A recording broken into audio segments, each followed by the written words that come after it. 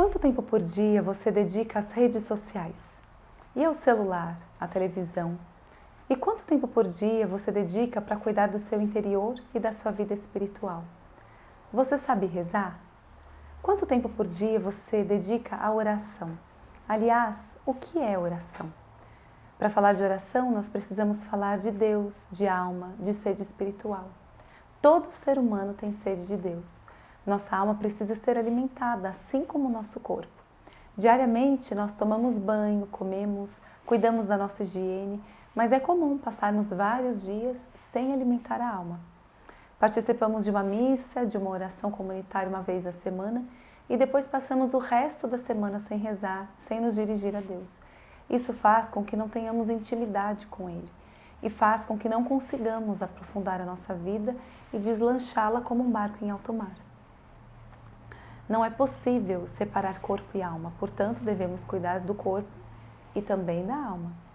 E quando se fala de oração, pensa-se em algo chato, enfadonho, cansativo, até monótono, quando na verdade é o contrário. A verdadeira oração preenche os nossos vazios, apazigua, nos eleva, nos acalma, nos melhora, porque ela é um contato estreito com o Senhor. E aí, porque não tem intimidade com Deus, as pessoas permanecem na superficialidade da oração, com dificuldade de aprofundar a vida espiritual. E são atormentadas por distrações, por medos, preocupações e todas essas dificuldades comuns à vida. E porque não se aprofundam, não se tornam íntimas de Deus. E porque não se tornam íntimas de Deus, não se aprofundam. E ficam nesse círculo vicioso. E o tempo vai passando, a alma vai ficando cada vez mais árida, mais seca, precisando ser saciada. Vêm então problemas graves na vida. Vem o envelhecimento, as doenças e os questionamentos comuns. Por que estamos aqui? Para onde eu vou quando morrer? Por que eu estou sofrendo assim? E muitos outros. É fato, nossa alma tem sede de Deus. E aparecem por aí muitos gurus, muitas fórmulas de meditação para tentar trazer paz interior, técnicas de ginástica mental que misturam métodos orientais com teologia cristã. E isso tudo reflete o que eu disse desde o início, a sede da alma. As pessoas têm sede de Deus, têm necessidade do sagrado. A busca pelo Criador é inerente ao ser humano. Dentro de cada pessoa há uma potência intuitiva, intelectiva, visual, sexual, afetiva, muitas outras. Cada potência tem os seus mecanismos de funcionamento e seu objetivo. Quando alcançados esses objetivos, elas ficam todas satisfeitas, mas o homem permanece insatisfeito, porque ele é muito mais do que a soma de todas as potências. Ele é um portador de valores eternos, um poço infinito, porque foi moldado de acordo com uma medida infinita. Então, só o infinito pode ocupá-lo por completo. E como hoje está tudo sendo aos poucos relativizado, os conceitos estão sendo alterados, eu vou conceituar o que é oração na perspectiva cristã. Orar é se relacionar com Deus de forma afetuosa e amorosa. Vai muito além de proferir palavras decoradas. Orar é relacionamento, é muito mais do que fazer pedidos. Um papagaio pode aprender o Pai Nosso, por exemplo, e ele não estará rezando. E então nós podemos ver que a situação é bem mais profunda, porque hoje em dia as pessoas não sabem nem se relacionar direito umas com as outras. E se não se relacionam com quem elas veem, como vão se relacionar com quem elas não veem? E assim entendemos por que as pessoas não sabem rezar. Se eu encontrar uma pessoa na rua e disser bom dia, eu não estarei me relacionando com ela. Eu não terei vínculo só porque eu disse bom dia e segui minha vida. Da mesma forma, se eu digo umas palavras para Deus e depois eu me esqueço da existência dele, eu não estou rezando. Rezar é se relacionar. E a relação é diária. Ela gera vínculo, gera proximidade, intimidade, familiaridade. No pensamento de Santo Agostinho, o homem é uma seta disparada para Deus. Deus exerce uma atração irresistível sobre o ser humano. Então, a atração para ele está na proporção da proximidade dele. Quanto mais me aproximo dele, mais perto eu quero estar. Quanto mais eu amo, mais quero amá-lo. Mais eu me apaixono. Quanto mais eu o conheço, mais quero conhecer. Quanto mais eu rezo, mais eu quero rezar. Ele é o único que pode saciar a sede da alma. E o contrário também é verdadeiro, infelizmente. Quanto menos se ora, menos vontade de orar nós temos. É como uma anemia. As pessoas anêmicas não sentem vontade de comer. Quanto menos se come, menos apetite. Quanto menos apetite, menos se come. E aí está de novo um círculo vicioso, só que dessa vez um círculo de morte. Na vida com Deus não é diferente. Nós vamos deixando de rezar por razões aparentemente válidas. Trabalho, filho, a gente vai deixando de cultivar esse relacionamento com Deus. E vamos sendo engolidos pela falta de vontade, de concentração. Encontramos mais gosto em redes sociais, em eventos, em telas. E não conseguimos estar na presença de Deus com alegria, com disposição. Aos poucos nós chegamos até mesmo a questionar a utilidade da oração e a abandonamos por completo. Quanto menos se reza, Deus tem menos sentido. Quanto menos sentido tem Deus, menos se recorre a Ele. E aí nós vamos matando o Senhor no nosso coração. Em si mesmo Ele permanece imortal, eterno, mas dentro de nós, como uma planta que não foi regada, nós o matamos. E isso é grave e perigoso. Nesse estágio, nós passamos a achar que os nossos compromissos com Deus são banais, desnecessários, e que os nossos esforços por uma vida espiritual ardente e fervorosa é alienação. Que a vida com Deus é tempo perdido, mal aproveitado, que só é válida a vida social, a promoção humana, os afazeres não relacionados a Deus. E quando uma pessoa abandona sua vida de oração ou permanece muito tempo na mediocridade da sua vida espiritual, a sede da alma dela não vai passar sozinha. Continuará lá, latente, clamando, e a pessoa viverá inquieta enquanto não preencher esse vazio. E por não saber rezar corretamente, vai tentar preencher esse vazio de modos diferentes, geralmente inférteis, ineficientes, esses gurus, essas técnicas que eu citei, quando na verdade o caminho é simples, é a oração.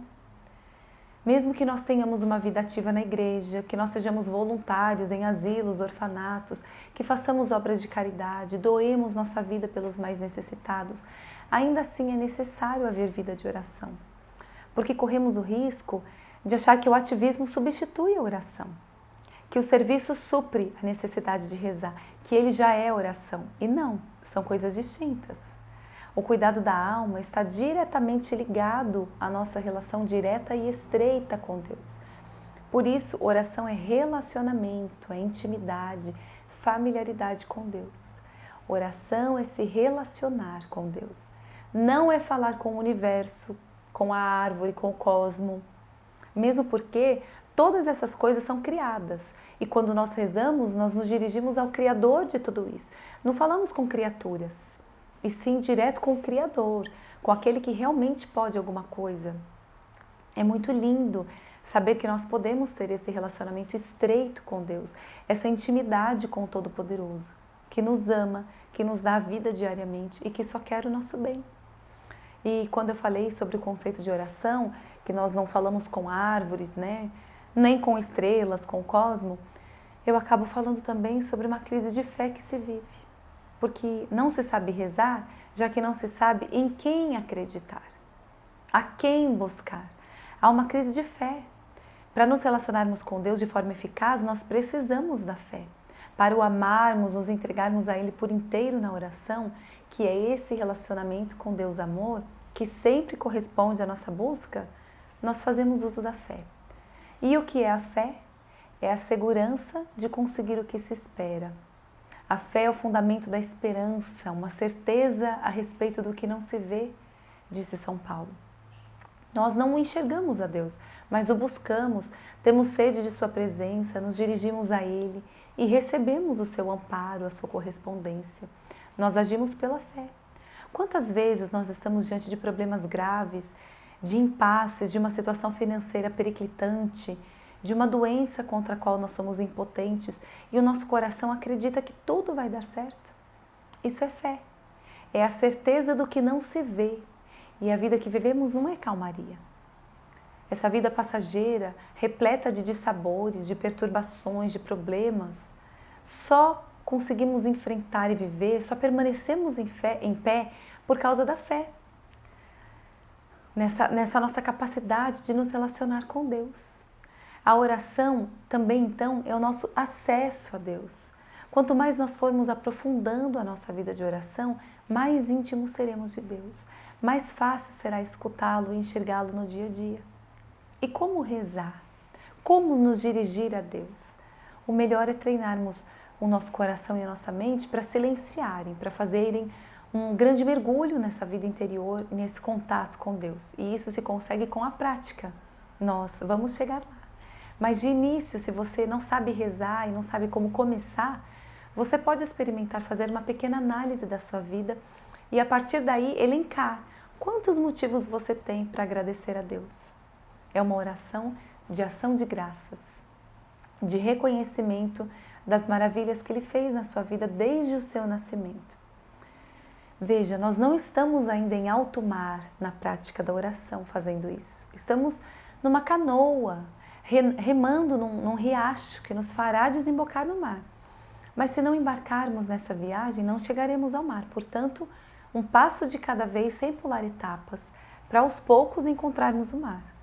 Então pare e pense somente nesta semana em que estamos, o que aconteceu que você poderia agradecer a Deus? E comece pelo dom da sua vida, que é um grande presente que você recebeu diariamente e todas as demais situações que você superou, pessoas que você encontrou, notícias ruins que você recebeu. Parece estranho, né? Nós temos a tendência de querer agradecer a Deus somente pelo que consideramos bom. Mas às vezes, uma notícia ruim nos ajuda a exercitar a paciência, a fé, a confiança. Uma tragédia pode nos levar a buscar ajuda, a rezar, a conhecer pessoas importantes que farão diferença na nossa vida. Uma doença às vezes nos conecta com os nossos familiares, nos faz perdoar, ir atrás de reconciliação, de quem não conversávamos havia tempo. Então, o que parece ruim pode com frequência nos salvar. Então, agradeça, agradeça. Você conhece a sua história, a sua rotina, sabe os motivos que você tem para reconhecer que Deus cuida de você. Então, já é um começo.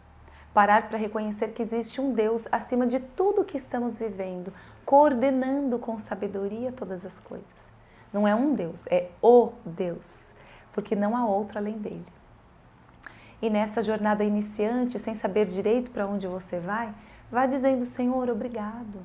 Obrigado porque eu estou vivo, porque eu encontrei a solução para aquele dilema que me atormentava. Obrigada porque está difícil a minha vida. Eu te agradeço porque o Senhor está cuidando, mesmo sem que eu perceba. O Senhor conhece o meu coração. Vá se dizendo, se expressando com naturalidade. Se eu aparecesse na sua casa e te desse 2 milhões de reais como presente de aniversário, você não iria me agradecer? Provavelmente a sua família inteira viria me conhecer, me abraçar, contar como vocês estavam precisando do dinheiro e agradeceriam de novo e de novo. Com Deus também é assim. Ele diariamente nos dá muito mais do que 2 milhões, mas é que o valor que atribuímos às coisas mudou demais e nós nos tornamos incapazes de reconhecer o quanto nós recebemos a cada instante. Então exercite-se. A oração de ação de graças traz muitos frutos para a sua vida e já te ajuda a subir alguns degraus na proximidade com Deus. Agora que você já aprendeu a agradecer, você pode fazer uma oração de adoração. Eu gosto muito de adorar a Deus por meio das obras que Ele realiza. Sente-se na calçada da sua casa, se você puder, e olhe para o céu. Não há nada mais lindo. Olhe para o céu enquanto você vai para o trabalho, no seu horário de almoço, e se acostume a observar no caminho que você faz cada detalhe que se tornou banal com o tempo. Nós já nascemos num mundo colorido, cheio de fenômenos da natureza, e deixamos de nos importar e de apreciar tudo isso com o tempo. Mas hoje, se houver 2 árvores no caminho em que você passa, observe quantos tons de verde, quantos tipos diferentes de folha. Algumas são pequenas e delicadas, outras são grandes. Os troncos são ásperos e rugosos, algumas soltam cascas. Algumas dão lindas flores e todas elas produzem oxigênio para respirarmos. Olha que Deus criativo. Os insetos, alguns com antenas imensas, quantos tipos de formiga. Deus poderia ter feito apenas um tipo de cada espécie, mas não. Tudo que Ele faz é perfeito, é abundante. Há formigas vermelhas, marrons, outras pretas, todas muito diferentes entre si. Outros insetos rajados, coloridos. Que Deus artesão, que capricho! Mesmo sabendo que ninguém repararia nos detalhes de uma joaninha. Ainda assim, Deus fez tanto, fez tudo com tanto esmero, com tanto cuidado. E essa contemplação do que Ele faz vai enchendo nosso coração de alegria e gratidão. Então, numa simples caminhada pelo seu bairro, numa ida para um compromisso, para a padaria, você pode se admirar com o tom azul do céu, que às vezes fica cinza e cheio de nuvens, e como são lindas as nuvens. Os pássaros incontáveis, alguns azuis, outros amarelos, outros marrons, cada um com um bico diferente, um canto diferente, um formato diferente de asa. Deus faz tudo belo. Sem precisar sair da sua casa, ainda pensa no seu corpo. Sua pele é impermeável. Seu cérebro faz conexões nervosas. Você pensa e não acumula espaço na cabeça. Não precisa descarregar o HD. Os hormônios, as enzimas, tudo que há no seu corpo perfeito. Como funciona o ouvido, o estômago, os rins filtrando o líquido que a gente ingere. Que maravilhas que nós somos. Fortes e frágeis ao mesmo tempo. O pé sustentando o nosso corpo o dia todo, os vasos sanguíneos distribuindo oxigênio, vitaminas e tudo que nós precisamos para cada pedacinho do nosso corpo. As nossas heranças genéticas, nosso sangue cheio de detalhes, de células de defesa. Quanta riqueza! Só Deus teria capacidade de fazer tudo tão lindo, tão perfeito e por amor a nós. E assim nós reconhecemos que não há outro Deus. E o nosso coração o adora como nosso Senhor e Salvador, Senhor do céu, da terra e de nós mesmos. Então, ao contemplar o que Ele fez e faz, nós dizemos, meu Senhor e meu Deus, que maravilha! E nós nos encantamos com as obras que Deus faz. Isso já é uma oração de adoração. E nós devemos fazer essa oração várias vezes ao dia. Treine-se para isso. Se queremos ter intimidade, familiaridade com o Senhor, nós devemos tratá-lo como um membro da família. O mais importante, aquele que merece a nossa adoração, o nosso respeito, o nosso amor, a nossa partilha. E você pode também, ao longo do seu dia, se sentar para tomar um café com Deus, para bater um papo. Claro que é uma metáfora, você não vai passar um café para Ele, mas quando alguém vai à sua casa para tomar um café, geralmente rola um papo gostoso, um desabafo, não rola? Uma abertura de coração, às vezes uma partilha de confidências. Com Deus também deve ser assim. Então, separa um momento do seu dia para estar a sós com Ele e dizer a Ele o que você tem vivido, quais as suas dificuldades, os problemas, os medos. E então você pode pedir a Ele o que você precisa, sempre submetendo à vontade santa do Senhor a sua súplica. Se for para o seu bem e a salvação da sua alma, Ele vai lhe conceder. Tenha fé. Claro que Ele sabe todas as coisas, mas é salutar que nós nos abramos e lhe contemos o que nos aflige, porque nós queremos familiaridade e intimidade com aquele que tudo pode.